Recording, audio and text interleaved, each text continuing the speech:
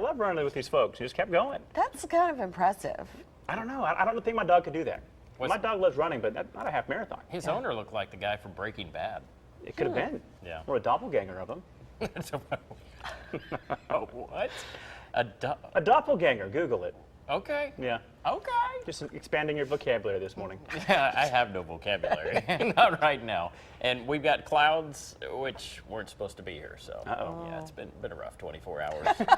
And we're going to get rid of the clouds, though. So hang on. Here's a look at the forecast throughout the day today. Temperatures in the mid-60s this morning. Some of you a bit cooler already. Doppelganger.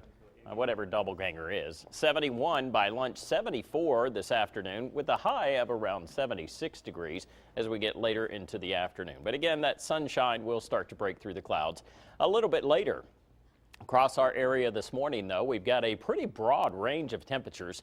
Upper 50s through East Alabama and then mid 60s from Tuscaloosa back over towards Birmingham. At last check, Birmingham was at 63, last hour 65.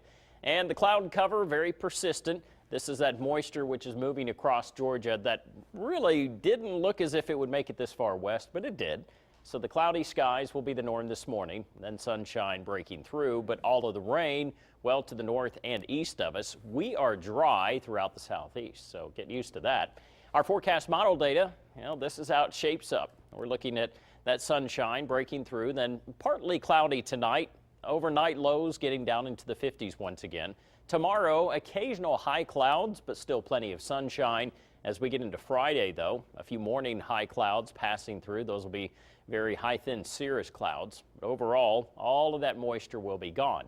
So this morning, starting out with morning clouds, some afternoon sunshine and dry, a high of around 76 degrees as an average here locally.